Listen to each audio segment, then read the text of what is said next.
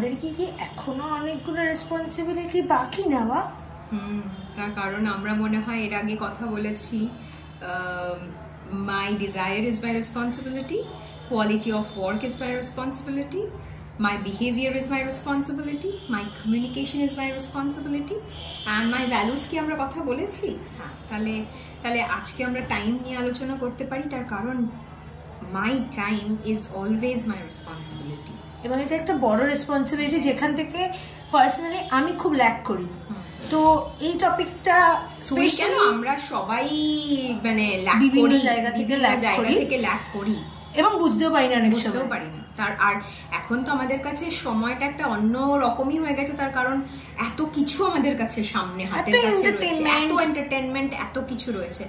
তো আমরা তো বুঝতেই পারি না যে 24 আওয়ার্স কোথা থেকে বেরিয়ে যাচ্ছে, একটা পুরো দিন আমাদের হাত থেকে কোথা থেকে বেরিয়ে যাচ্ছে। কিছু একটা উদাহরণ আমাকে বলো যেখান থেকে অ্যাটলিস্ট আমি সেটা মনে করতে পারি ওই টাইমে। কারণ আমি যেটা আধ ঘন্টা আগে যেখানে পৌঁছাতাম, এখন সেখানে আমার আধ ঘন্টা দেরি হয়ে যায়। বা 10টার সময় তুমি যদি আমাকে টাইম দাও বেরোনোর জন্য, তোর সাথে কিন্তু আমি রাসবিহারীতে 10টায় দেখা করবো, এই কথাটা যদি তুমি আমাকে বললে তাহলে আমার মাথায় কিন্তু সেট হয় জিনিসটা 10টায় আমাকে বাড়ি থেকে বেরোতে হবে। অ্যাকচুয়ালি তো তা নয়, আমার তো যেতেই 45 মিনিট টাইম লাগবে এবং তুমি ওখানে 35 মিনিট দাঁড়িয়ে থাকবে যদি তোমার টাইমের ভ্যালু থাকে। তো প্লিজ আমাকে এটা একটুখানি বোঝাও। দেখ, এটার কোনো টেকনিক তো আমার জানা নেই, যদি আপনারা জানেন তাহলে আমাদেরকেও একটু জানাবেন। ঠিক যেভাবে আপনারা আমাদেরকে প্রচুর সাজেশন দিয়ে চলেছেন আমাদের ভিডিও করার ব্যাপারে, এবং আমরা প্রত্যেকটাতে সেগুলো চেষ্টা করে চলেছি সেই সাজেশনগুলোকে মেনটেন করার, এবং আপনাদের জন্যই আমরা ধীরে ধীরে গ্রো করছি। থ্যাংক ইউ আমাদের তরফ থেকে, আপনাদেরকে অসংখ্য ধন্যবাদ তার জন্য, এটা দেওয়ার জন্য। তো টেকনিক হয়তো আমি জানি না, বা আমরা দুজনের কেউই জানি না, কিন্তু হ্যাঁ আমরা একটা আলোচনা তো করতেই পারি, অবশ্যই, তাই না? দেখ, আজকালকার দিনে এই যে প্রচুর এন্টারটেনমেন্ট আমাদের কাছে রয়েছে, তার মধ্যে মোবাইল ফোন একটা বড় এন্টারটেনমেন্টের জায়গা, যেখানে মানে মুঠোফোন, আমাদের হাতের মুঠোয় সবকিছু। তো আমি যদি আজকে এসে বলি যে আমার মোবাইল ফোনের জন্য আমার সারাদিন রিল দেখতে দেখতেই কেটে গেল, বা আমার সোশ্যাল মিডিয়া ঘাঁটতে ঘাঁটতেই কেটে গেল, আমি না পামেলা তোর বাড়িতে আজকে একটু দেরি করে পৌঁছালাম, ঠিক আছে? তো এই দায়টা কিন্তু আমার, তার কারণ 24টা ঘন্টা আমি কি করে ইউটিলাইজ করব সেই দায়ভারটা কিন্তু আমার ওপরেই বর্তায়। আমি লেট করলাম মানে আমি নিজের সময় তো বরবাদ করলাম, এবং আমার সামনের মানুষটারও তো সময়টাকে আমি ভ্যালু করলাম না, তাই না? আর মাই ভ্যালুজ ইজ মাই রেসপন্সিবিলিটি, সেখানে আমরা পাংচুয়ালিটি নিয়ে কথা বলেওছি। যদি আপনাদের মনে না থাকে, আপনারা একবার আমাদের পুরোনো ভিডিওটা একবার দেখে নিতে পারেন, যেখানে আমরা এই বিষয়ে আলোচনা করেছি। তো এই জায়গাটা থেকে আজকে একটি ছেলে যদি বলে যে আমার রেজাল্ট ভালো হলো না, সে কি তার 24টা ঘন্টা সঠিকভাবে তার রেজাল্টটার জন্য ইউটিলাইজ করেছিল? আজকে আমাদের দেশে প্রচুর গাইয়ে আছেন, কিন্তু আমরা কি সবাই অরিজিৎ সিং বা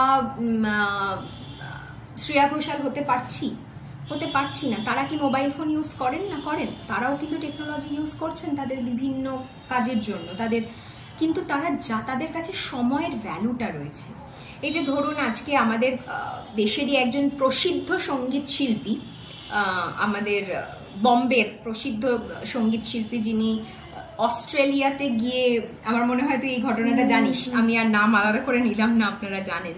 তো তিনি অস্ট্রেলিয়াতে গিয়ে একটি শোতে নাকি 3 ঘন্টা না 4 ঘন্টা পরে পৌঁছেছিলেন, এবং তার জন্য অস্ট্রেলিয়ার মানুষ ওনাকে বলেছিলেন গো ব্যাক, মানে আপনারা চলে যান। তার মানে আজকে উনি টাইমের ভ্যালুটা করতে পারেননি, হয়তো উনি অভ্যস্ত, ওনার ভ্যালুজে ওটা ঢুকে গেছে, এই দেরি করে যাওয়াটা ওনার ভ্যালুজে ঢুকে গেছে। কিন্তু সবার তো ভ্যালুজ সেটা নয়, তাই না? অস্ট্রেলিয়ার মানুষজন বা ভারতবর্ষেরও কিছু মানুষজনের তো সেটা ভ্যালুজ নয়। তো তিনি তো তার সময়টাকে রেসপেক্ট করলেনই না, মানে রেসপন্সিবিলিটি তো নিলেনই না নিজের সময়, উপরন্তু অন্য মানুষের সময়কেও ডিসরেসপেক্ট করলেন। ঠিক আছে, তো তার দায়টা কিন্তু তাকেই নিতে হবে। আমি আলাদা করে, আপনারা আশা করে বুঝতেই পারছেন আমি কার কথা বলছি, দরকার নেই আর এখানে তাদের নামটা নেওয়ার। আসলে এটা একটা মানে খুব উল্লেখযোগ্য ঘটনা বলে আমরা জাস্ট, কিন্তু যদি দেখি এরকম আমাদের মানে আমরা অনেকেই মানে বলতে শুনি বিভিন্ন ইন্টারভিউতে, বিভিন্ন মানে সো কল্ড বড় নাম করা প্রচুর ব্যক্তিত্ব যারা অভিনয় করছে, ম্যাক্সিমাম বলিউড, হলিউড বা আমাদের টলিউড, যেটারই কথা বলি না কেন, আমি টলিউড এবং বলিউডের কথা বলবো কারণ আমি ভারতবর্ষের বুকে বসে আছি এবং আমার লোক, হ্যাঁ আমার মনে হয় তারা আমাদেরই জায়গার।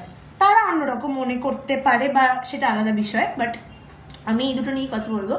সেখানে অনেকেই খুব প্রাউডলি বলতে শুনেছি, অনেক ডিরেক্টর বা যারা ইন্টারভিউ করছে তারা খুব প্রাউডলি জিনিসটাকে বলে উনি তো অনেক বড় একজন মানুষ, উনি তো দেরিতে আসতেই পারে, ওনার জন্য ওয়েট করাটা ওয়ার্থ। তো অবশ্যই অবশ্যই ওনার জন্য ওয়েট করাটা হয়তো ওয়ার্থ এবং উনি হয়তো ওই জায়গাটাতে পৌঁছেছেন, কিন্তু একজন টেকনিশিয়ান যিনি হয়তো ওই কাজটাকে কভার করে আরেকটা প্রজেক্টে যেতেন, হয়তো সেখান থেকে তার একটু পয়সা রোজগার হতো, হ্যাঁ সেইটা সেদিন আর তার হলো না। হয়তো সেইটার কারণে তার বিভিন্ন বিভিন্ন ক্ল্যাশেস তার জীবনে আসতেও পারে, নাও আসতে পারে, এই জায়গাটা তৈরি হলো। কিন্তু যেই ব্যক্তিত্বটা আসলেন দেরি করে, তিনি জানতেও পারলেন না এবং বুঝতেও পারলেন না যে তার ওই হয়তো 1 ঘন্টা বা 2 ঘন্টা বা 3 ঘন্টা দেরির জন্য আর কতগুলো লোকের কি কি ধরনের অসুবিধার মধ্যে পড়তে হবে। অবশ্যই। এবং আজকের ডেটে দাঁড়িয়ে যদি এপিজে আব্দুল কালাম বলতেন যে আমি মিসাইলটা 3 ঘন্টা পরে লঞ্চ করব, তাহলে কিন্তু আজকে এই মানে উনি কিন্তু আজকে এত বড় রিনাউন্ড পার্সোনালিটি আমাদের দেশের হতেন না। এবং ইসরোর কোনো মানে বড় একজন সায়েন্টিস্ট তিনি যদি বলতেন না আমার এখন দেরি হচ্ছে, আমার তার কারণ আমার ভ্যালুজে লেট করাটা রয়ে গেছে, তাহলে কিন্তু আজকে, বা আমি যদি আমার পরীক্ষার হলে মানে ধরুন আমার স্টুডেন্টরা পরীক্ষা দিচ্ছে, আমি যদি সেখানে বলি না আমি 2 ঘন্টা, আমি 1 ঘন্টা পরে যাব বা আমি 10 মিনিট পরে যাব, তাহলে সাফারার কে হবে? আমার স্টুডেন্টরাই তো সাফারার হবে, আমাদের স্টুডেন্টরাই তো সাফারার হবে। তো ওই আবার আমরা ওই একই জায়গাতে ফিরে আসি যে আমরা যদি আমাদের টাইমের রেসপন্সিবিলিটি নিই এবং আমাদের জন্য যদি কারোর উপকার হয়, তাহলে কিন্তু অটোমেটিক্যালি আমাদের সেলফ কনফিডেন্সটাও গ্রো করে। এবং এই যে তুমি ইসরোর ঘটনাটা এখানে বললে, আমি মানে আমার হঠাৎ মনে পড়লো অনেক ইনফরমেটিভ ভিডিওস এখন ইউটিউবে, ফেসবুকে চারিদিকে ছড়িয়ে আছে এবং বিভিন্ন রিনাউন্ড মানুষের, এবং মানে তারা খুবই আর কি পরিচিত হয়ে গেছেন এখন প্রচুর কাজ করে করে, মানে এরকম তথ্য মানুষের কাছে পৌঁছতে ইম্পর্টেন্ট। তাই আমাদের ছোট ছোট জীবনের ক্ষেত্রেও আমাদের কিন্তু আমাদের সময়ের ওপর আমাদেরই রেসপন্সিবিলিটি নিতে হবে। মানে ও দেরি করে বলে আমিও দেরি করছি, ও এই কাজটা এই টাইমে করে না বলে আমিও এই টাইমে কাজটা করব না বললে কিন্তু হবে না। কেননা প্রত্যেকের টাইম আলাদা, প্রত্যেকের জীবনের রেসপন্সিবিলিটি আলাদা এবং প্রত্যেকের জীবনের টাইমের ভ্যারিয়েশন আলাদা। তো এইটা আমাদের মনে রাখতে হবে, my time is my responsibility. ওই 24টা ঘন্টা, দিনের 24টা ঘন্টা আমরা কিভাবে ব্যবহার করছি তার দায়ভারটা কিন্তু আমার। At the end of the day সমস্যায় পড়লে আমরা কিন্তু সেই দায়ভারটা মোবাইল ফোনে চাপাতে পারবো না। আর এইটাও ব্যাপার, সেই কারণেই আমরা বারবার করে বলছি যে my time is my responsibility. আরেকজন সেই রেসপন্সিবিলিটিটা আদৌ পালন করছে কিনা সেইটা আমরা দেখব না, দেখব পরে। আগে আমরা নিজেদের দায়িত্বটা পালন করব। আমাদের নিজেদের দায়িত্বটা পালন করলে আরেকজন দায়িত্বটা পালন করছে না বা করছে সেই জিনিসটা অ্যানালাইসিস করাটাও কিন্তু সোজা হবে। না হলে আমরা সেই বলার জায়গাতেই থাকবো না বা আমরা বোঝার জায়গাতেই থাকবো না, কারণ ওটাকে তো আমরা ভ্যালুজে ঢুকিয়ে ফেলছি। একদম। আমরা আমাদের টাইমটাকে ইউটিলাইজ না করাটা বা টাইমের রেসপন্সিবিলিটিটা না নেওয়াটা কোথাও না কোথাও আমাদের ভ্যালুজকে এফেক্ট করে দিচ্ছে, আমাদের বিহেভিয়ারকে এফেক্ট করে দিচ্ছে।